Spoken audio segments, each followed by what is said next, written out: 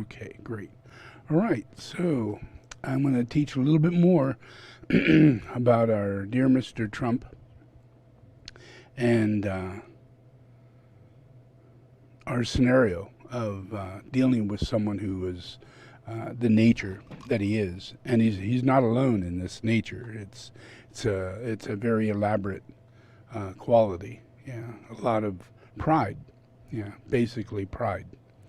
Yeah, so the influence that you would think that you get a president and the president's going to be a president and that we're going to have normal processes go on. But as this presidential process begins to end, yeah, we have a coronavirus, but then we also start having threats from social disorder. You know, we start having something like called Antifa, yeah, or Proud Boys, or far right, BLM, Black Lives Matter, a lot of things, one after another, cropped up, and all under the influence of our president, because it's happening from above down, and we think it's above, but it's not. It's way low, because these thought forms and actions are happening from the lowest of our Americans, lowest of the people in our tribe, in our group, So this behavior is it's the easiest, most simple behavior to follow on, and carry out, because it's just one step above an animal. So these people, like in the Proud Boys, what they are, Proud Boys, is that they're proud to drink. Yeah, they're drinking brothers. Go to their meeting, listen to it. First thing, you have to be a drunk. You have to drink and drink severely. Yeah, you need to have a beer right here, and there has to be six packs everywhere. Yeah, because it's the nature of us Americans, is that we have a right to have a gun, a right to have a beer, and a right to treat women in any way that we wish. Yeah, and go about this world ruling it. Because we have superiority. Being white and all. So there's a very aggressive nature in these people, and it stems from our president. It comes right out of his brain. The little brain it is, it still comes out of his brain. And it's his identity. And his identity is manifesting into our identity. He identifies everything. He identifies everything. You're bad. You're bad. You're bad. You're bad. You're bad. You're fired. You're bad. You're fake news. You're lying. Oh, I didn't say that, and yet there's a film right next to him saying exactly what he just said. And then some really idiot lady will come out and say, well, you misunderstood what he said. He was just kind of like messing with you, because you're assholes. And you need to be treated like assholes, So he was treating you like an asshole, saying terrible things because you're a terrible person. And you don't deserve answers. You deserve his rhetoric and his angry, throwing out things, Even when he said, take Lysol, sniff it, stick it up your veins, wipe your body down with it. Can we do something with that? Something we could do with that. And the little lady comes out going, oh, come on, he was joking. He was joking. Who would say such a thing? He did. He said it. And there are people trying to buy it. People calling up their doctors saying, should I? Is this the right thing to do? Yeah. Even Mr. Clean had to come out and do a commercial just to get people to not do it. So he's ad-libbing. He's not the President of the United States. He is Donald Trump. And he's been this way since he was a little kid. And now you're in his aura. You're in his aura. And you made him president. So now our whole country is his aura. And we have to do everything we can not to be seduced by his astral projecting forces. Yeah? Because he's creating a militant reality. He has a militia. Yeah? And when you're someone who's not the president, then you need a militia. You need to feel that you can call the military and have them go to your beck and call.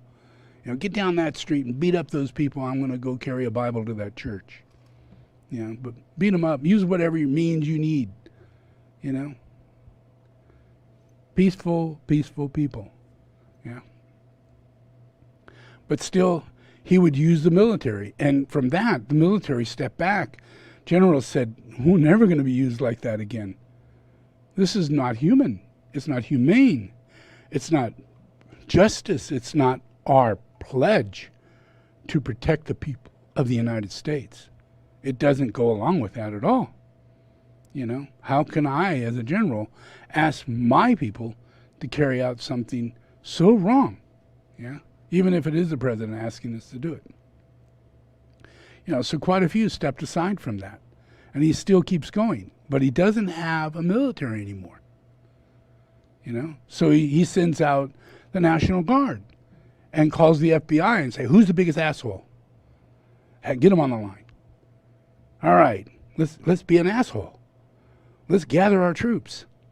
Are you ready? Yes, sir. And they did that. And he says, we need to focus on democratic states. Now, right now, the ones that can go down the fastest is Portland, Seattle. They're always having that kind of stuff going on. Let's go in and rip them apart. Yeah? Let's do every conspiracy gesture you can possibly. Let's just drag them off the street, throw them in cars, not say a word, no laws, no breaking of laws, no sending people to jail, just drag them off the street, stick them in the back of the car, and we don't know what happened to them. Yeah? And that happened, That is the beginning of a militia, where you have people going through this process. And he's also developing a relationship where people have a spontaneous process of thinking that they should be vigilante. Because now we've got Antifa out there, and a conspiracy and vampires and the Walking Dead, And they all got badges saying, I'm here to kill vampires. I'm here to kill the Walking Dead. They're going for everything Trump and that QAnon process is about. Look into it. It's really amazing. But it's all about Trump. And it's all about the energy of the astral plane of this idiot, this crazy man who has strong conspiracy processes, who's willing, just because you're black, to throw you in the fire. Willing to discredit a person for being the president of the United States and spend your entire 4 years discrediting the last president of the United States in every area that he was president. In every area. No respect whatsoever for all the people who governed during the time of that president. Because it's all those people that pulled it off, not that president. He should know this. It's never the president that pulls it off. It's always a collective. You've got to get a collective relationship to pass bills properly, unless you're Trump. Then you just go to the side, you grab a lawyer, and you pass that bill overnight, and then everybody finds out about it. That's what he does. And then everybody's going, wow, can he do that? Well, he did. Well, can we do something about it? I don't know. We can try. But every single thing that he's done has not been able to be stopped. Because we're not set up for this sort of thing. For someone to come in here who's a spy from hell, and starts worshiping hate right in front of everybody. From the time he's 30 years old, he's worshiping hate. He wants everybody to be hateful. So he has a militant group. He's militant, right? Militant. So if you're militant and you're really not going to do it the right way, you're going to do this in a militant way, like the Civil War, then you're going to have a militia, like the Civil War. Yeah? And he's in that mindset. He is calling on the militia. Yeah? And they're the Proud Boys. That's his militia. And he wants them to go against these other people who are for black people. Yeah? Who knows? Maybe they're not. But just because they say they are, he thinks they're the evilest people on the planet. Yeah? And he thinks it is just an absolute conspiracy of evil. Yeah? And that it's beyond wildest imagination. In his mind, it's like that. Yeah? And he's got, the whole process is running around going, hey, we want to get rid of these Civil War relics. These generals who supposedly did good, but actually they were evil. We'd like to get rid of them. We'd like to tear them down, get rid of them. So that began happening. And that totally freaked him out. So he calls on his militia, the Proud Boys, and the police, and others, in order to defend these places, as though that's what's important. So he creates a defense mechanism in a process of a civil war, going back to the Civil War to defend the Civil War. And they were the people who lost it, not the people who won. Yeah? They were the evil ones who at the time we did not have the discernment or the clarity or the ability to not put up their statues because many of their family members and others were still alive during the time of doing that. So there was just an inherited sense of respect, national respect, kind of letting go of the fact that they were the red coats or the blue coats or the gray coats or whatever coats we were wearing. Yeah. So he uses that in the process of hate. That's in his mind. He's thinking these thoughts. So we know he lies. He lies amazingly, wonderfully constant. Yeah. So he's an habitual liar. But when you have mental problems, you have a list of things that come up with the mental problems. One is habitual liar. The other is no morals. Yeah. The other is stealing from other people and lying about it and letting them take the fall, like a gang member or a head of a gang. He doesn't take the fall. His guys take the fall because he's mafia. It's just the way it works in New York or Chicago, where he comes from. So it's a mindset, a specific mindset of very corrupt reality. And he's our president. And he's corrupted our nation. Yeah? And our process is that we have to come to a place where we need to really come to some form of discernment and discrimination as to where this guy's coming from. If he gets another 4 years, what might happen? Yeah? Would he actually start a civil war? Yeah? Would he instigate the blue coats against the gray coats? And one is the Atifa, and the other one is the Proud Boys?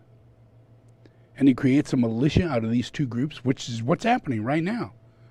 They are meeting up in places and fighting because they are the red or the blue and the process that we had in the Civil War. And each one says, they're evil. No, they're evil. No, they're evil. And it's the same thing in the Civil War. Well, we want to stop the slavery. We want to stop this and that. We want to get back rights. We want people, Those are the Black Lives Matter. Yeah. And then you got these drunken people that run around saying, I've got the right to have a gun, and, you're not going to allow these rules to be taken over, laws that shouldn't change. I'm not going to allow them to change. I'll beat the shit out of you if you ask for them to be changed. Yeah. So they're just aggressive, militant people that holler louder than the people who are Black Lives Matter. They holler louder. That's all they're doing. If you're all alone with the Black Lives Matter people, they're hollering very loud. They're the loudest ones, most aggressive ones. But then here comes the Proud Boys, and they're more louder, more aggressive. They will kill you. They will kill you. The other ones, they'll beat you, they'll threaten you, they'll do things, but they won't necessarily kill you. These other guys, they're standing there with full heavy metal jackets, and they want to use their guns. They want to use their bats, and they're going to do this while they're drunk, so that's not going to slow you down in one bit, no inhibition whatsoever. So what does our president do? He gets into a debate, and they actually ask him, you've never said anything against, the white supremacists, and that would be the Proud Boys, Never said anything against those people. You always say, oh, there's good and bad in them, but you never say anything against them, Can you do that? Can you do that tonight? Can you stand up and do that? So here's what he does. The vice president for not specifically calling out Antifa and other left-wing extremist groups. But are you willing tonight to condemn white supremacists and militia groups and to say that they need to stand down and not add to the violence in a number of these cities, as we saw in Kenosha and as we've seen in Portland? Sure, are you I'm prepared to do specifically that, do it? Well, go ahead, sir. I would say almost everything I see is from the left wing, not from the right wing. So what are you saying? I'm willing to do anything. I want to see peace. Then do it, sir. Say it. Do it. Say it. Do you want to call them? What do you want to call them? Give me a name. Give me a white name. Supremacists and who would right you like me to condemn? White supremacists and right Proud Boys. Stand back and stand by. But I'll tell you what. Somebody's got to do something about Antifa and the left, because this is not a right-wing problem. This is a left-wing. FBI director This is a left-wing problem. White supremacists. Antifa's an idea, not an organization. Oh, you got to be not kidding. militia. That's what his FBI, FBI director said. Well, then you know what?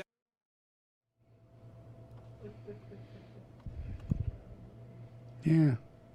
So what does he do? Yeah. He claims he's never heard of these people. Yeah. But he quoted them. Yeah. They have a badge. They have written on their chests, something they say, which is, I don't know what it was. He said, stand back and, prepare or something like that. Let's hear it again. The vice president for not specifically calling out Antifa and other left-wing extremist groups. But are you willing tonight to condemn white supremacists and militia groups and to say that they need to stand down and not add to the violence in a number of these cities, as we saw in Kenosha and as we've seen in Portland? Sure, are you I'm prepared to specifically do it? Well, go ahead, sir. I would say almost everything I see is from the left wing, not from the right wing. So what are you saying? I'm willing to do anything. I want to see peace. Then do it, sir. Say it. Do it. Say it. Do you want to call them? What do you want to call them? Give me a name. Give me a white name. Supremacists and who would you like me to condemn? White supremacists and right Proud Boys. Stand back and stand by. But I'll tell you what. Somebody's got to do something about Antifa and the left, because this is not a right-wing problem. This is a left-wing. FBI director This is a left-wing problem. White supremacists. Antifa's an idea, not an organization. Oh, you got it. Not militia. That's what his FBI, FBI director said. Well, then you know what? So what does Trump say? He says, stand back and, forget again, stand by, yeah? Very specifically. And here he is. He's the general in charge of the militia. He's giving an order, yeah? Stand back and stand by, yeah? Now, he's never heard of these people, yeah? Never heard of them. I don't know who you're talking about. You might want to tell me a bit about them. I really don't know anything. But yet he quotes their badge, stand back and stand by, because they're waiting for orders from Trump. There's all kinds of documented reality of them waiting for their recognition from the government, from Trump, to recognize them as a militia. and that they're authorized as a militia, just like you would if you were to take a sheriff and the sheriff says, I'm a marshal, I need to deputize you, you know, and under the delusion of okayness, you know, you say okay, but it's not okay. It's not okay, yeah, not okay for anybody to say, here's the gun, you know, strap this on, let's head out. No training, no nothing. We're a militia, we're crazy, angry, fearful people.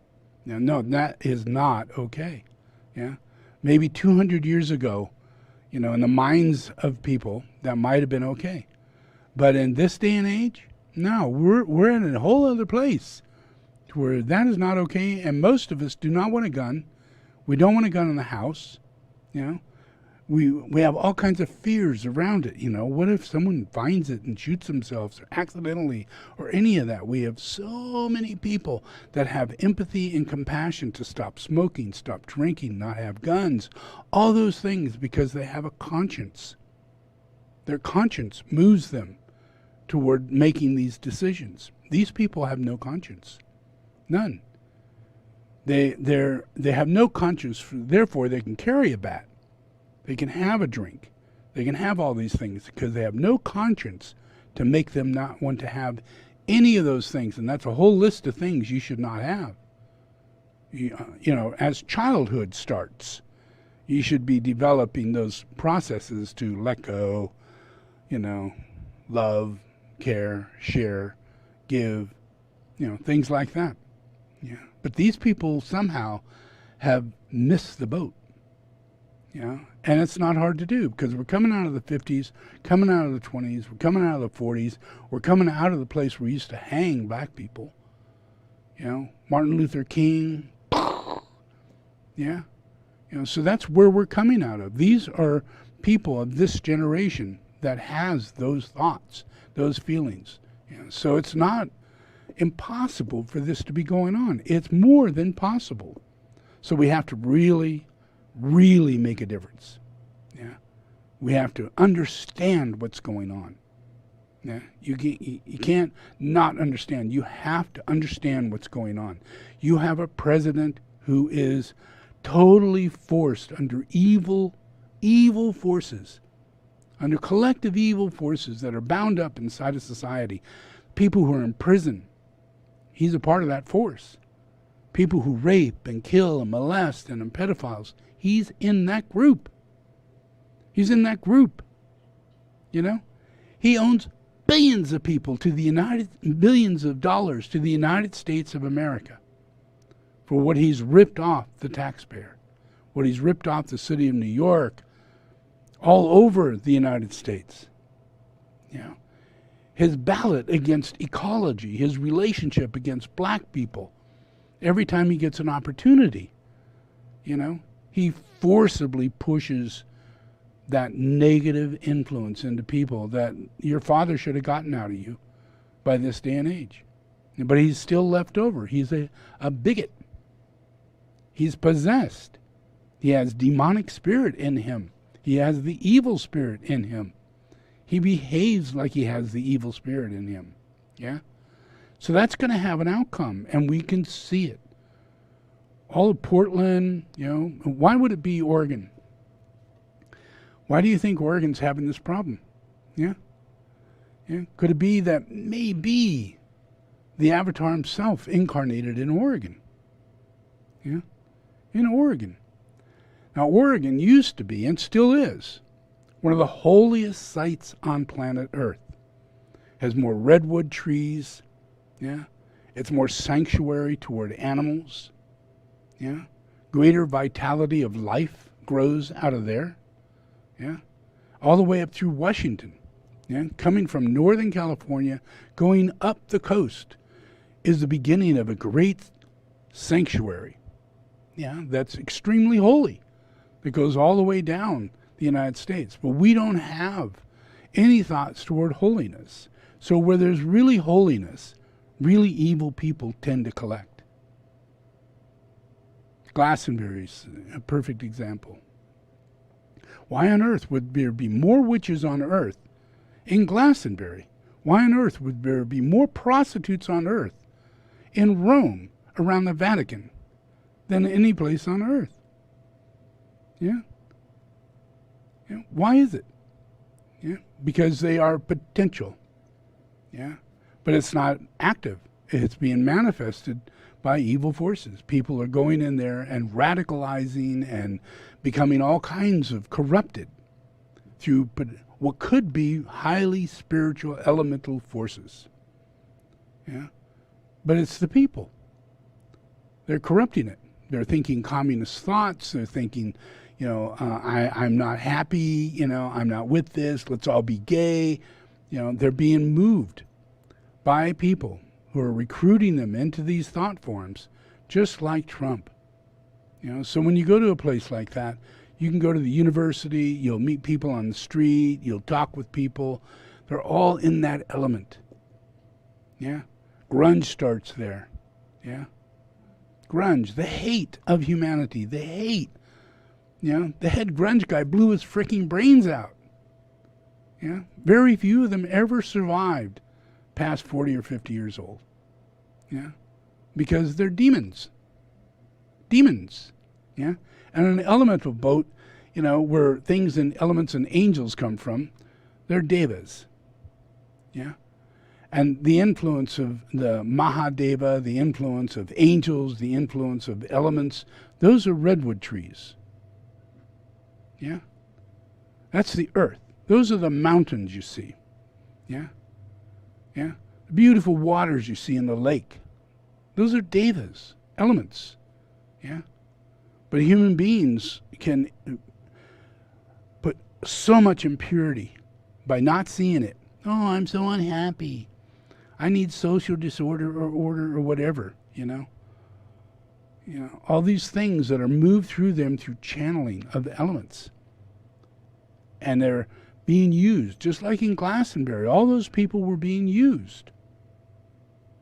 All those people with hoofs on and horns and walking around as demonic spirits, thinking that was a good idea. Yeah. Day in, day out. Get up in the morning, put your hoofs on. I mean, for sure, that happened. It took us 25 years to get rid of those people by loving them. Not putting signs out saying, get rid of these demons. Not once, Yeah. But slowly but surely, they matured or died. Yeah. All the princes and warlocks and all those croaked sooner or later. And their followers didn't have the aura, just like we have Trump. He's gonna croak one day, people. He's a mighty sick man today. He's got the coronavirus. A man who doesn't believe in using the mask, a man who believes that the coronavirus was a hoax. And that really wouldn't hurt anybody if you get it. Well, let's just find out. Because both him and his wife have it. Last thing in the world I want to see them suffer or die. Yeah? But God's in charge, so we have to witness what's coming down. Yeah? And just know that this man has killed over 210,000 people. Yeah?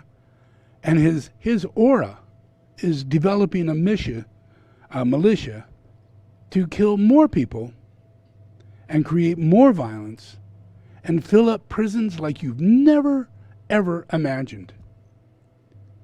He wants to fill them up to the brim.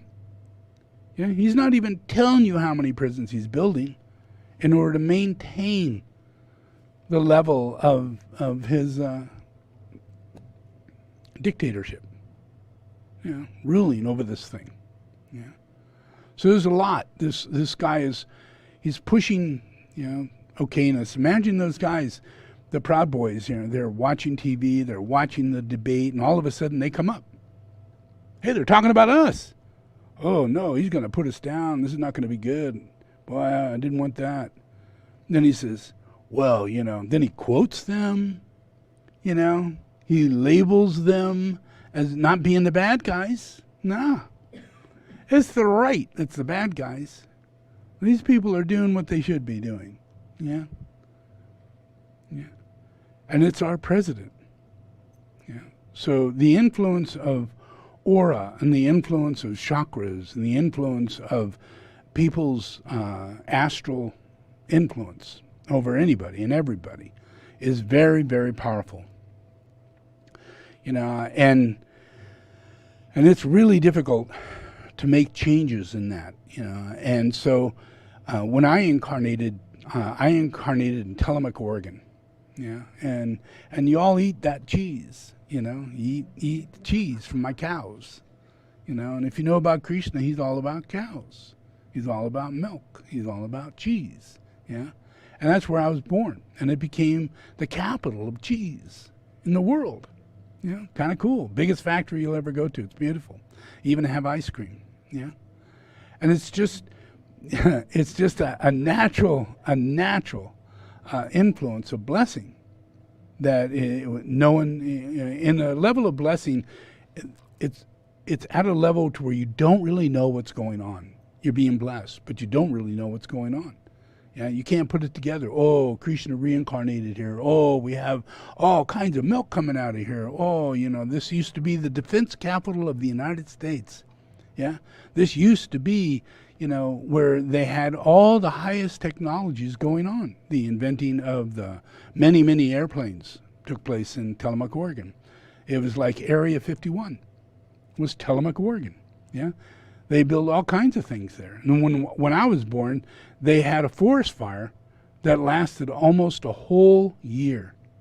And nearly every tree surrounding Tillamook, that's 20 miles, surrounding Tillamook, burnt down. And all you could see is clear land, just dead trees.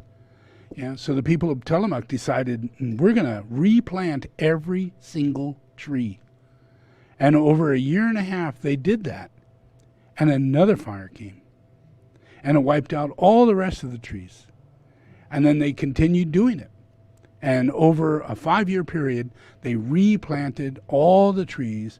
And in 20 years, everything grew back. And it looks better than it ever did. So it's really a big one. It's like the world's largest forest fire took place in Tillamook, Oregon. And it went over, not once, but many times, over and over, until everything was completely wiped away. Now, you think, wow, that's tragic, But could it be an elemental cleansing? Could it be, on another level? Could there have been a reason, and a blessing, and an outcome for it? All the heartfelt it took for everybody to go and get trees and put those in the ground and believe that it's going to make a difference. Actually believe, go through it, all the trouble, have another forest fire come, keep going, And in the end, you get this wonderful thing. Well, what did you do? You made an offering to the devas. You gave them back their life. Imagine, each one of those trees are a deva. Each one of those trees. They grow to be so high, so beautiful, majestic redwoods. And when they replanted them, they gave them back their life. It revitalized, and it made the land holier than it had been before, because people didn't, rip it apart, and just say, who cares? Let's move. It's a bad place. It'll happen again. Can't trust it. Instead, their heart took over, and they served the land. And that turned it all around. It out went the military, out went the other groups and things that really wasn't good, the forestry and everything that was happening there, the trains that were taking the trees out and in, all that, because no trees, that ended. So industry had to change. Up comes making milk, and creating cheese, and creating a new industry, a whole new industry for that particular town. Now, if you go there, it's probably one of the most wholesome towns. It's got more churches per square inch than any place I've ever seen. When you drive into a town, you see a billboard and it says, these are the businesses that are here. These are the churches that are here, like 100 churches. you know. And then there's a church across the street from there. There's a church behind that sign, you know. And you keep driving. There's another church over here. You go around the corner. Oh, there's a church over there. You go over here. There's a Methodist over there. You go over here. And strange enough, in 1970s, you know, a man named Cyril Jembe Roy, who was the top teacher in India and an incarnation of Babaji, Shiva. And he was living in Babaji's cave. Yeah.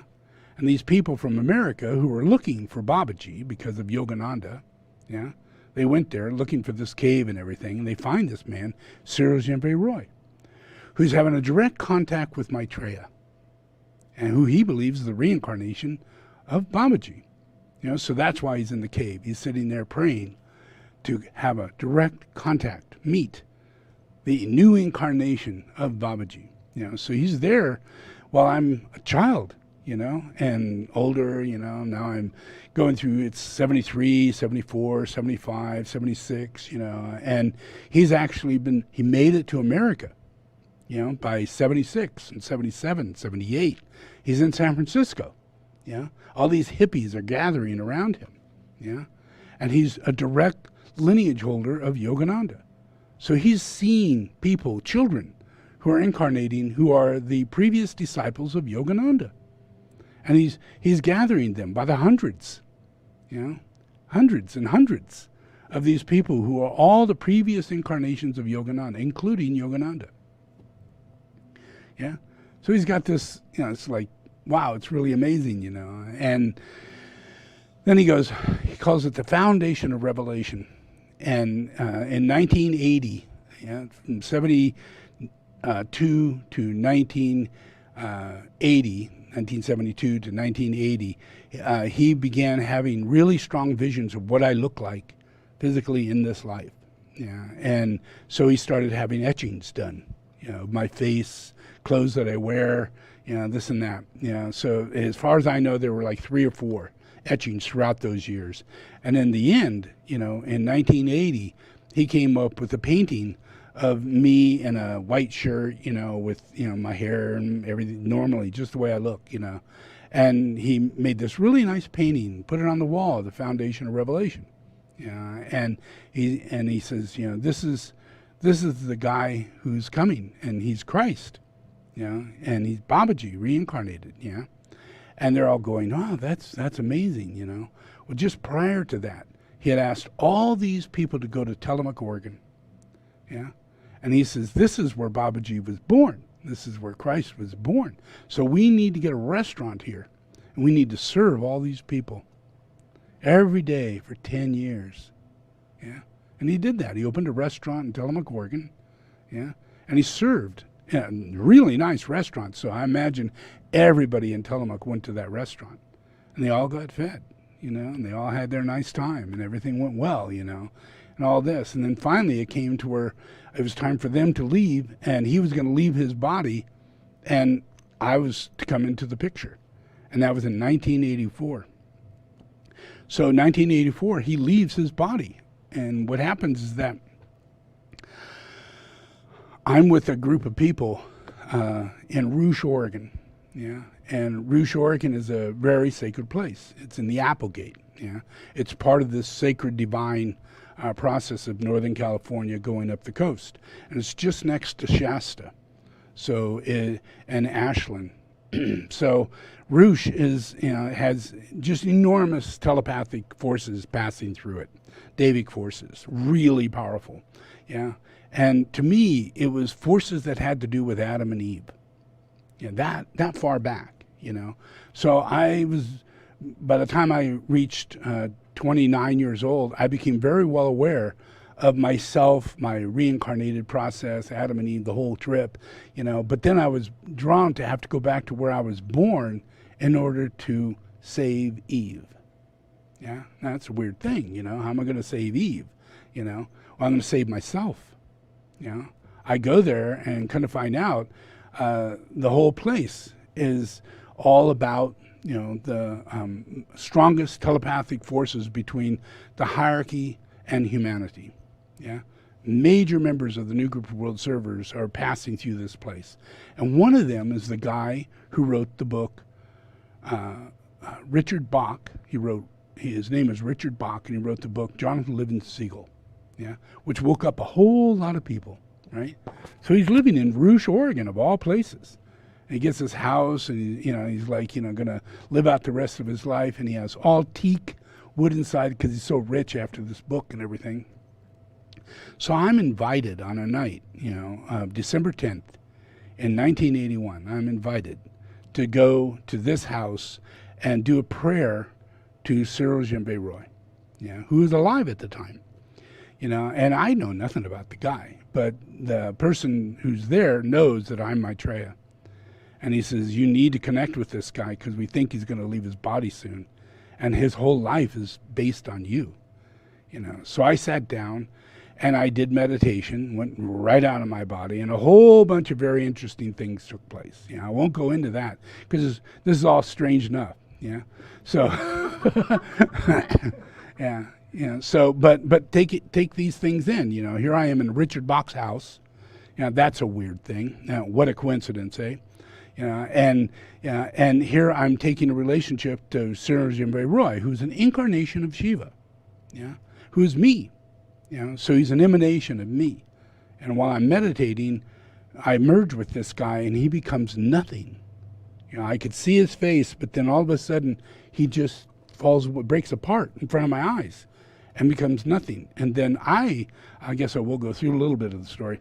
I then completely leave my body, and I find myself on a cross. So I'm reliving my experience of being on the cross. Right then and there, I'm on a cross. And I'm like, oh, shit, who wants to live through this again, And so I did. I went through the whole thing from point of death, to the point of resurrection and everything. All that re-happened again over that whole night long. And then I came back, and laying on the floor, and everybody's calling me Jesus, where before they're, saying Maitreya or this or that. But now they're all calling me Jesus, and to me that made all the sense in the world because I'm Jesus, and the experience of coming off that cross and entering my body, I entered my body as Jesus. So it was over with as far as, my incarnation. It completely flipped from one incarnation to the next. And that was like going Jesus continuing on into this life. So from that moment on, I was the same age I was when I died as Jesus. And I was the same person I was when I died as Jesus. And that's who's sitting here right now. So strange enough, but that's all true. And that's part of Cyril Djembe Roy's reality, is that there's this transmission that goes on the angelic plane that connects the masters of wisdom, and rare do they ever incarnate, where we find them in places like this, but in sanctuaries, where you have this Northern California thing and it's going up into that area. This is the time where cleansing is going to take place. So we have fires like crazy here, just like I had when I was born. We have those now here, and it's a process of this, an externalization. It takes a long time to come back into a body, say in 81, and here we are, getting to 2021, So what's that? 60 years, 50 years? What is that? How many years is that? 50, 40? Is it 40? That's plenty, long enough. It's 40 years, right? Yeah, that's like a long time, but it takes that long of gestation for things to manifest, because I'm not manifesting an aura, I was enlightened when I was born. So it's not like I'm becoming more enlightened. That never got to happen to me. I've always been this enlightened, but it's a matter of humanity catching up with that energy. So it could take each cycle of these events that take place, it takes a long cycle of time for humanity to take that on. So that happens, and This happens in 81. By the time I get to 1995, I'm being enthroned in every monastery in Tibet. Yeah, and it's happening in ways that the Dalai Lama can't keep up with it. Yeah, he cannot deal with it. I come to meet with him. It's freaking him out because it's happening too fast, and I'm not willing to allow the time for people to develop an understanding and then catch on. You know, because I need to get a lot done in one life. Yeah, and I'm getting a lot done in one life. You know, so here you can see me enthroned, and right next to me in a picture is the Dalai Lama. Yeah, so this is the Dalai Lama's monastery, senior monastery of the Dalai Lama. Yeah, and they put me in there, and it's my way of transmitting into all of Tibetan Buddhism a changing of hands. Yeah, who's in charge? Yeah, a changing of this process that is going on. So it's the same thing with our guy Trump, but he's on the very low end of this thing. Yeah, so he's purging out what it is that we saw in our grandfather, what we saw in our father, what we saw in our uncles, what we saw in people that just couldn't help but carry a gun and spit and, you know, cuss and drink and, you know, be what they are, be just exactly what they are, you know. But it's a dying race. It's a dying race, yeah, and it's changing of hands. Yeah, so we've been under tyranny for a very long time. Yeah, we've had Hitlers, we've had popes, yeah, and you still have a pope, and you have no idea the guy is a Satanist. Yeah, he believes in Lucifer, that he's God, and he thinks Lucifer is totally separate from Satan, and he has to make it up because that's not in the Bible. It doesn't say that in the Bible. Yeah, so there's this whole process of where we're coming from and people that are affecting our social norm and causing us more harm than you can ever imagine.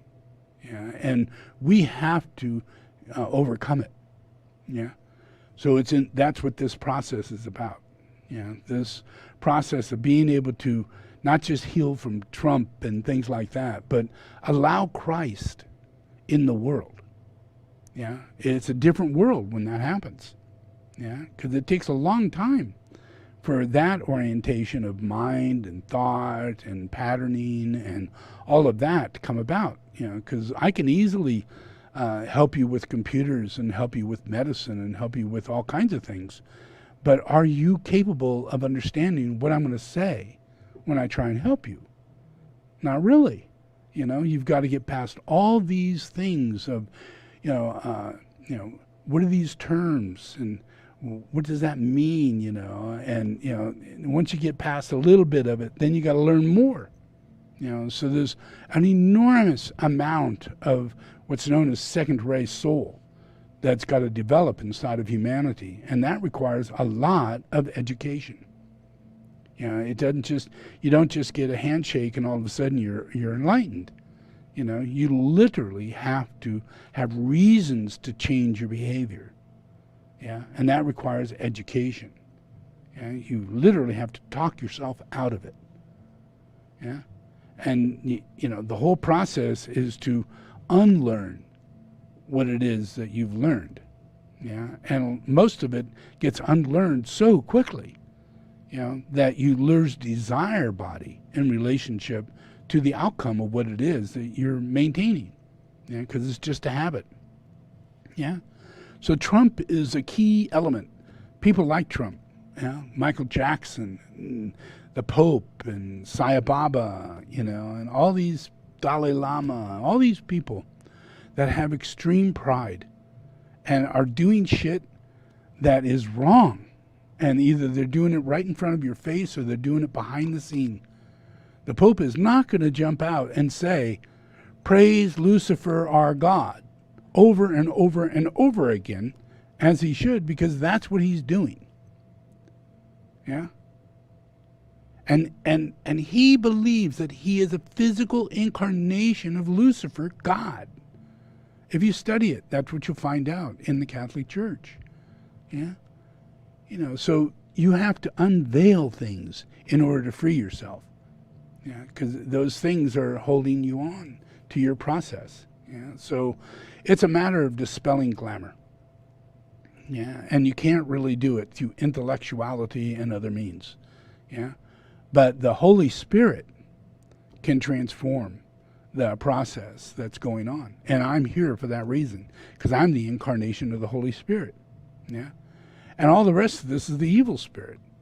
So you have a divine influence that goes on this planet, and as long as I have this, I have recognition. Yeah. Where not everybody's stupid, not everybody's satanic, not everybody's possessed by lower nature, but there are a few, maybe millions, that are free and capable of witnessing the Lord and be able to be humble in that recognition and come under that influence and not go into some kind of opposite response, competing and non-complimentary, let alone downright derogatory, because it is difficult to deal with holiness. Yeah, it's not a material thing. It's not a graduation. It's not what other people can get these certificates and verifications and all these things, and we are driven to think that that's our identity if we go up a ladder. But what if it's another ladder? What if it's a ladder of holiness? And what it takes to get up one ring of that ladder, and there are thousands that you got to go up, before you really are in a place where you've surrendered, and now you every time you surrender, you're absorbing what it is that's keeping you from taking it on again. Because one thing goes out, another thing comes in. So it's replacing it. You don't know how much till you get really far up that ladder. Yeah, because you're constantly up against your shit. And it's like gravity pulling you down the ladder. But once you get to a certain point, you realize there's no more gravity. This ladder is dissolving right before my eyes. And now it's just life. Yeah. And everything that comes your way is done by God. Yeah, and your faith is clear, and your understanding is clear, and the visions you get are in manifestations because you have the empowerment of thought form building. Yeah, you're playing a part with God. You're a co-creator. Yeah, and that's what it's going to be like for all of us. It's a point of transition.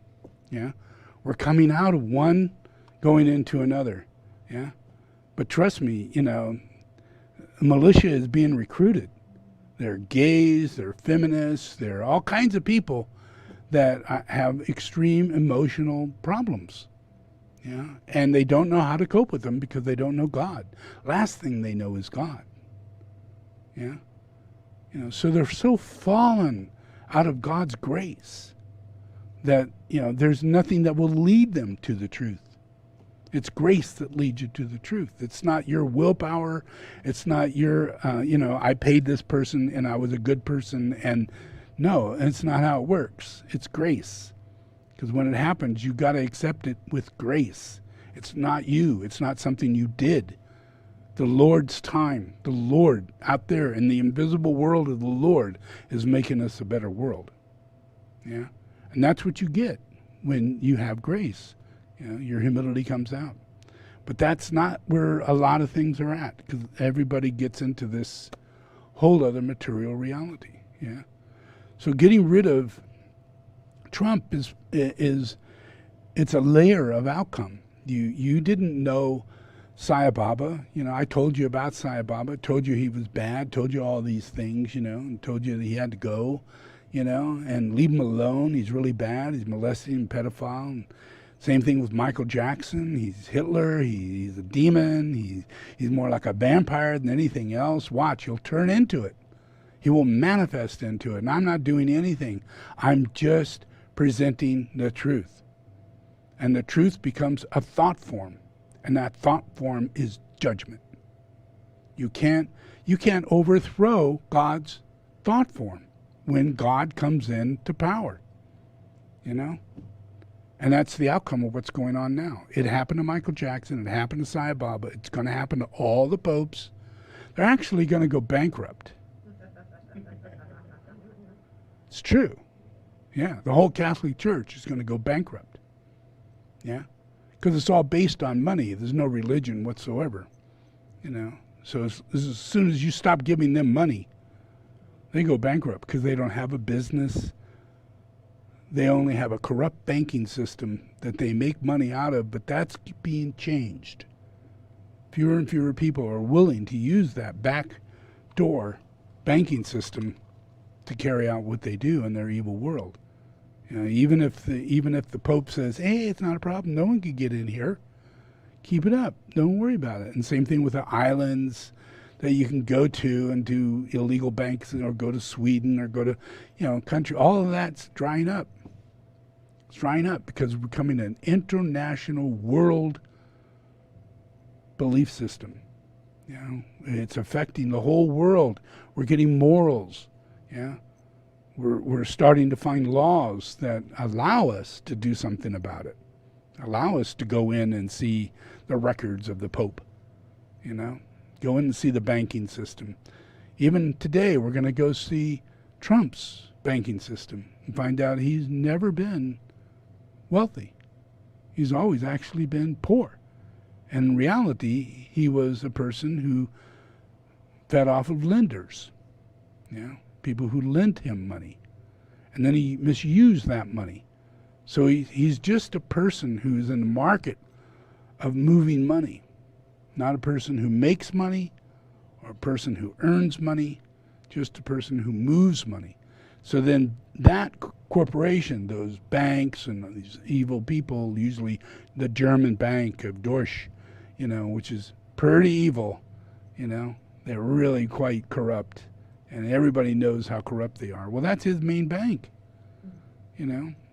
And he floods anything that he could do is to move through there, and then he moves on to Russia, and he's got all kinds of things from the German bank to the Russian process going on. You know, because the German bank's willing to do it. They have illegal ways to carry these things out.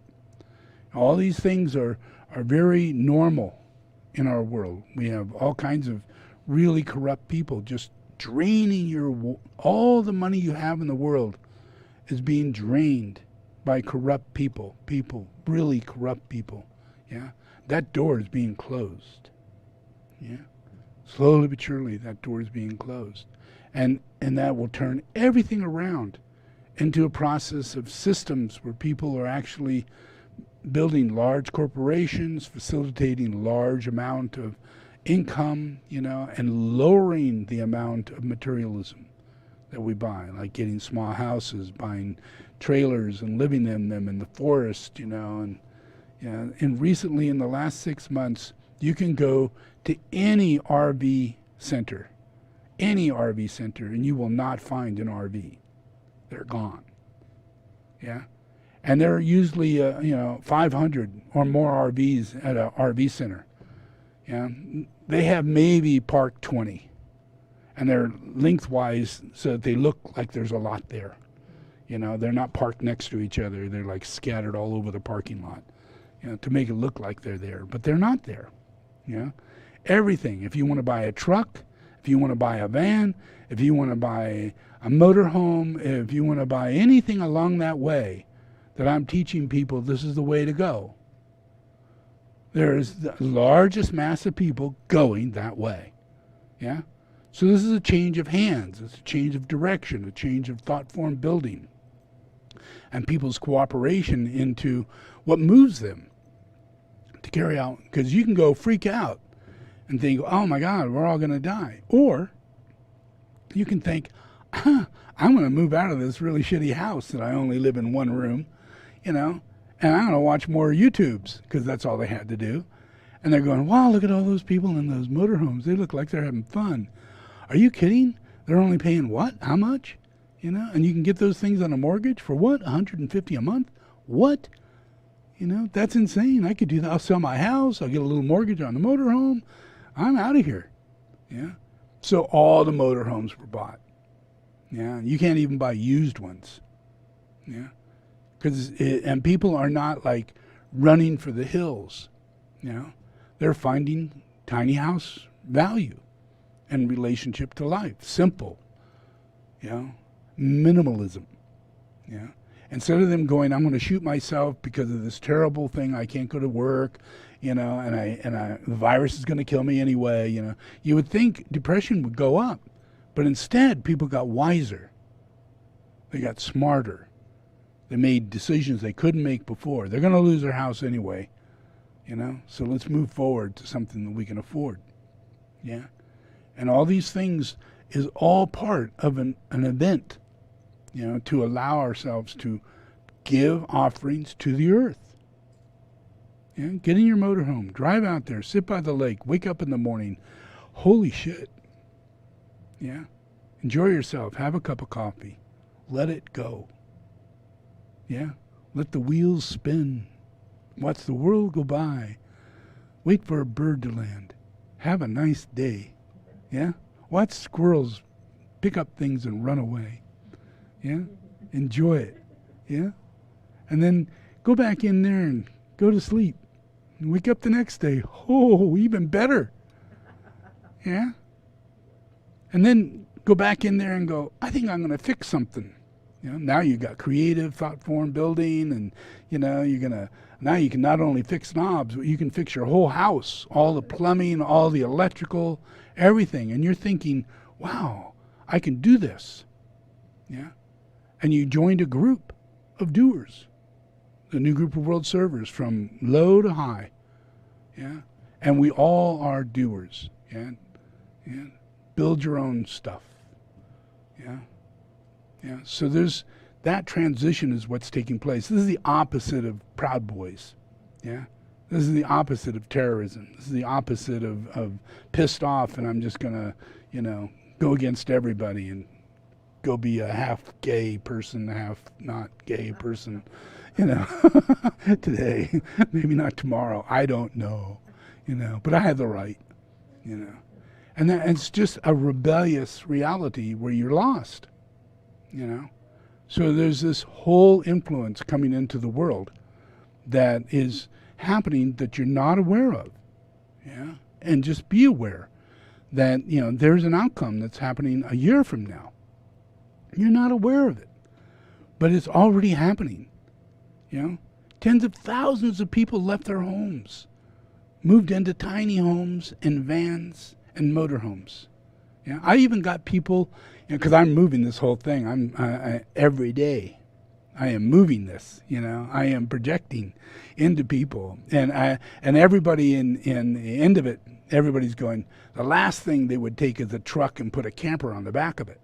Yeah, because that's like low life. That's a drinking beer, bad case of, you know, hunting and all that kind of stuff. You know, you know, you think that in your mind. You're stereotypical. You know, oh, camper, beer, yeah. You know, truck. Oh no, I can't do that. I don't want to identify with that. You know, I'll get a nice motorhome. You know, I'm not in a truck and a camper. I'm in a motorhome. I don't care if it's 30 feet long. I'm not in a truck and a camper. Yeah, and then they go, oh, I'm going to go Class B, you know, and it's like a van, you know. Well, at least I'm not in a truck and camper, you know. But then what they find out when they get through this whole thing is that the really only thing you should be driving is a truck. And the only thing you should have on your truck is a camper, you know, because it's really wise. It comes off. It's 10 times bigger inside than anything you'll get in a van, than anything you'll get in a Class B or Class C, and even a Class A. Yeah. You can put real big things on the back of a truck. And you can make a truck into a flatbed. Yeah. And make it a completely different thing. There's all kinds of things. I'm doing it. Yeah. I've already done vans. I've done RVs. You know, and then I've sold them, you know, and now I'm doing another one. And now I'm making a flatbed and I'm putting a host camper on it. You know, look it up, host camper.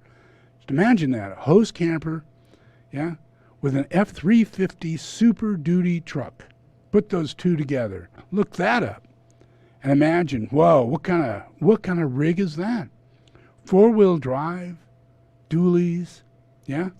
It's the only real way that we as ourselves will develop into this next stage where we're not, you let go of vans. You let go of this, you let go of that. And you simplify, minimalize. And we'll find that this is where we're at. Because the electric car companies already developing the vehicles. Trucks first. Yeah, so you can get an Atlas truck that has an 8-foot long bed or a flat bed, and you can do exactly as I'm saying with a camper on the back and solar on top, and you're generating all your electricity for both your vehicle and your house. Yeah, and you're free. Yeah, this is all absolutely 100% potential within a year. Yeah, because Atlas will put their trucks out. All this is coming. So this is really a matter of time for things to evolve into a place and getting out of these old RVs and moving into these new level forms of technology that are actually houses on wheels. Yeah, and it gets you ready for a tiny house. When you park this sucker, you're going to be really happy to live in a tiny house. That shit gets old after a while. Driving a truck and living in a camper and doing all that. That's great. Camping's great. But it ends. There's an end to it. And it leads you to a tiny house. Yeah. So the whole thing helps you throw everything away. Get down to your bare necessities.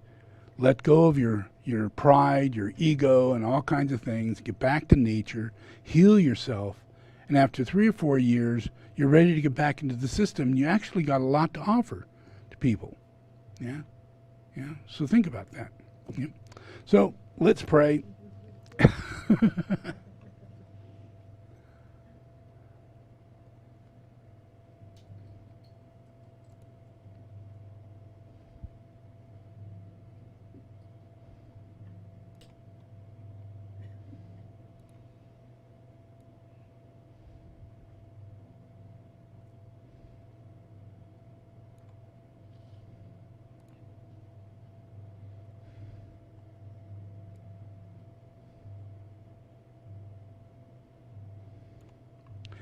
If you imagine, we've had a president now going on 4 years, and he honestly believes that windmills give cancer, or he's leading people to think that stupidity, But yet, we got windmills so big, airlines are looking small.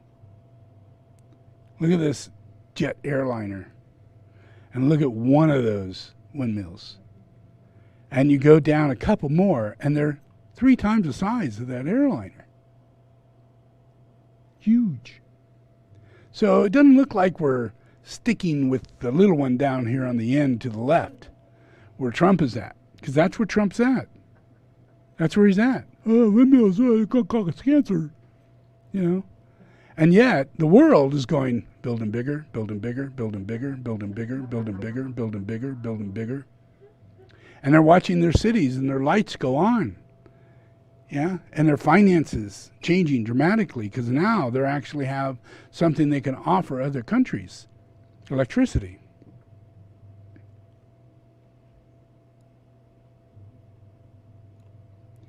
Yeah, this guy has really, yes.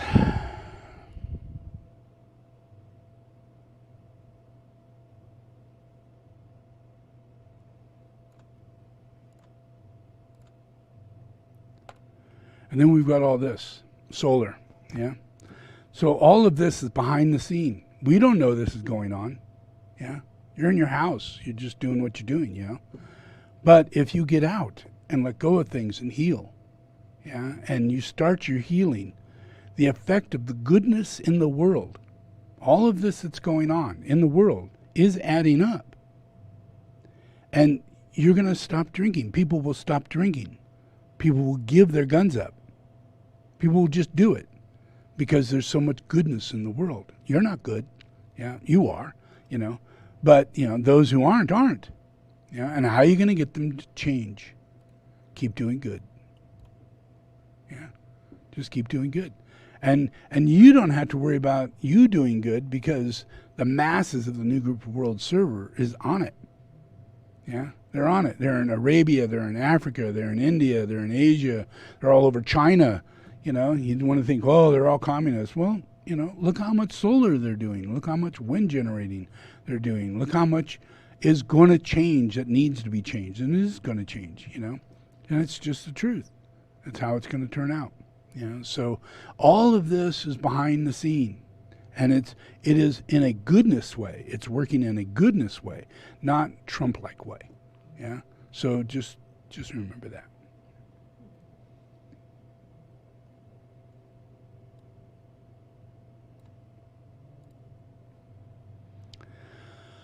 Okay, so let's do prayer. So this is to continually invoke a cleansing of any relationship to the astral reality of Satan.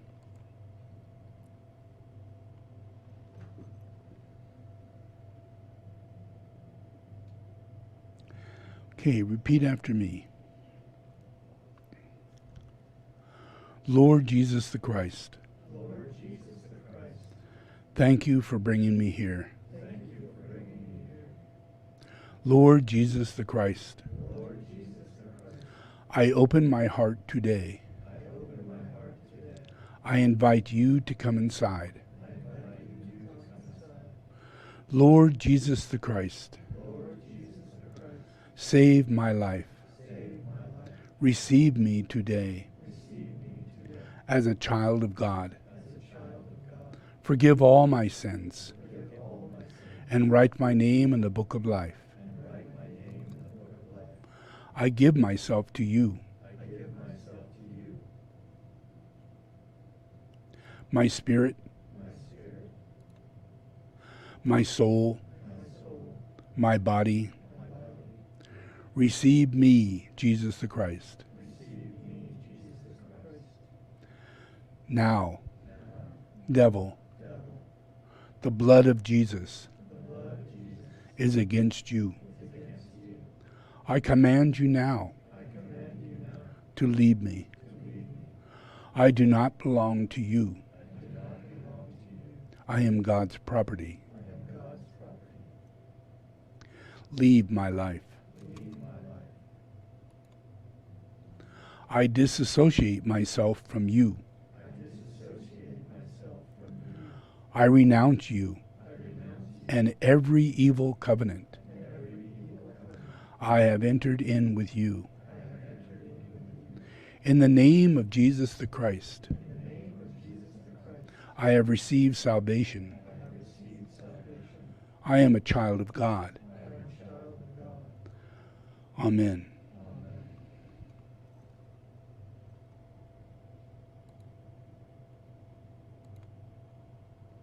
And that's the truth.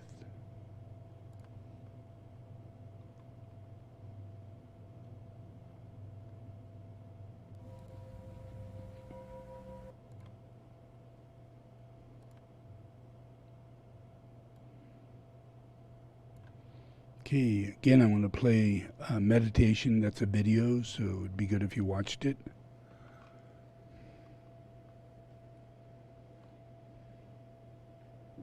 And we'll start the Om just about a half a minute or so into it. I'll start it and you go with me.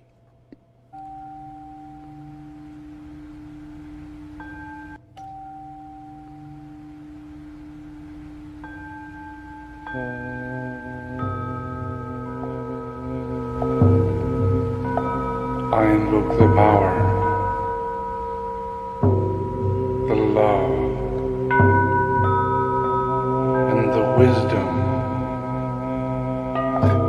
of your ashram, soul, and monad.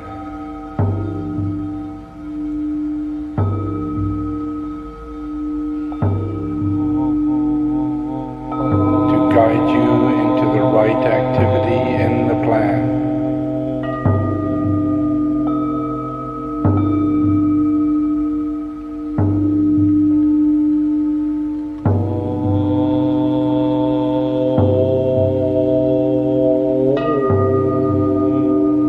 I invoke the alignment of the 7 rays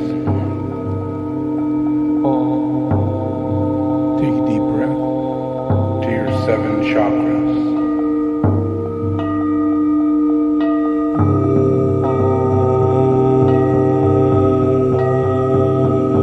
I invoke the alignment of the third ray.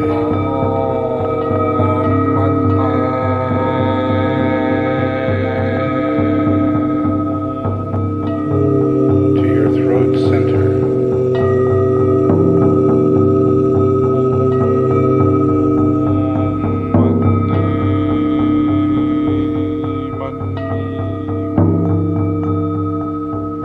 I invoke the alignment of the seventh ray.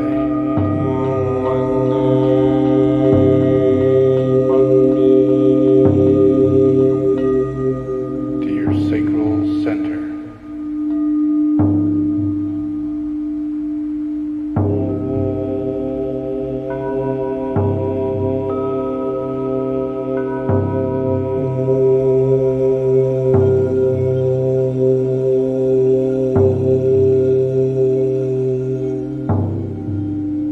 I invoke the alignment of the second ray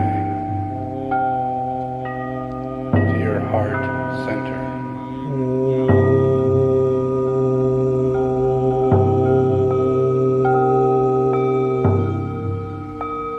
I invoke the alignment of the sixth ray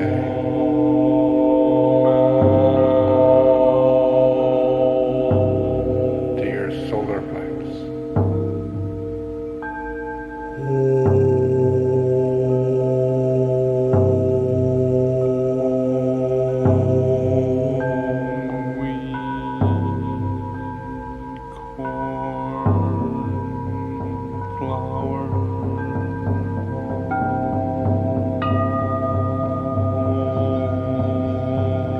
I invoke the alignment of the first ray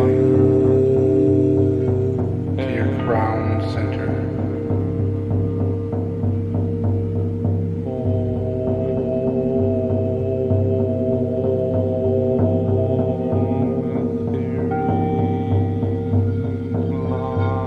I invoke the alignment of the fourth ray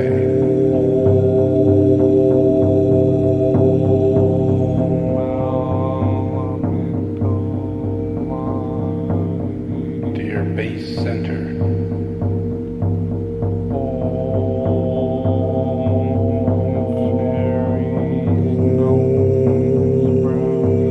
I invoke the alignment of the fifth ray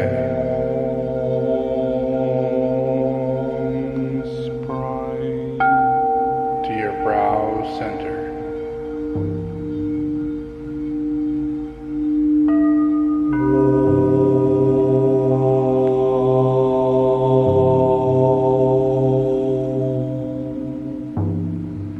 I invoke the light of the Christ within.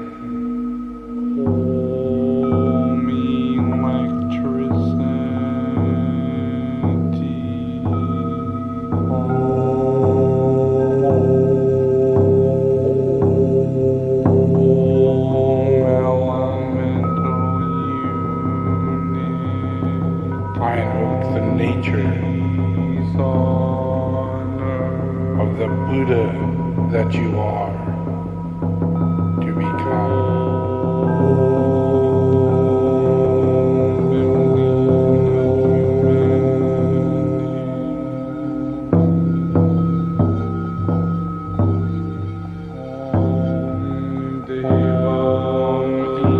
I invoke the mind of the Devic angelic beingness that you can be.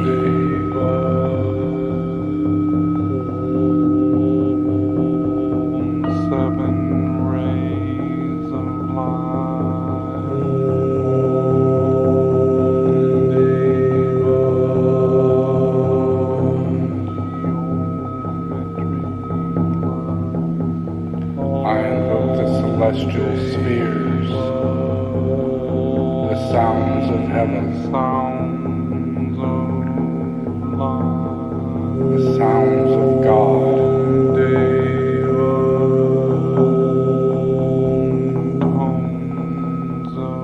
The song of love.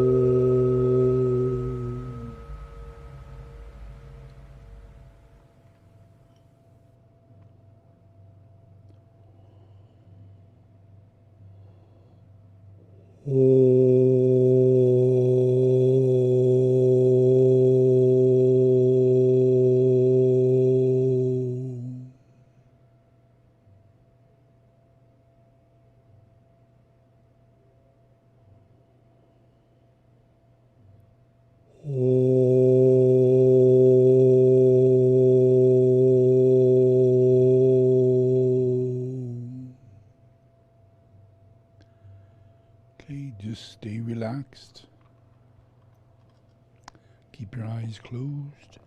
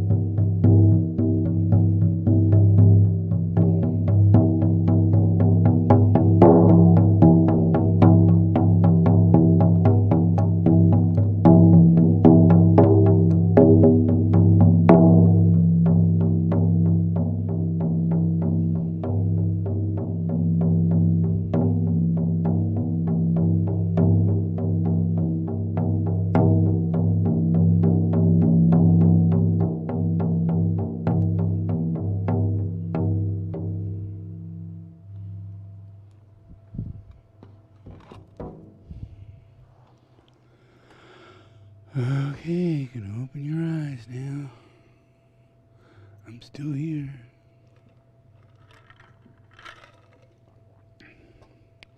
All right. So, take all that in. I hope that prayer helped you a lot. Yeah. You got to realize that you may not believe in Lucifer, you may not believe in Satan or things like that. But one day you will realize that it's true, and you'll find out that your Catholic Church is involved in Lucifer's plot, and that it created Mother Mary as an alternative to healing the angel Lucifer. Study it. Talk to a Catholic priest. He'll tell you. He's indoctrinated into the reality that Mother Mary is the one who saves Lucifer. Yeah? And she becomes God in relationship to being able to create Jesus. Yeah? Who takes the place of Lucifer. If you read it, you'll find all that inside of there. And yet you're not, you think you're not involved in it. But yet most people are Catholics. And most people go through these religious indoctrinations that are totally involved with Luciferian doctrine. Yeah, so be at peace, because you do not know what you have gotten yourself into.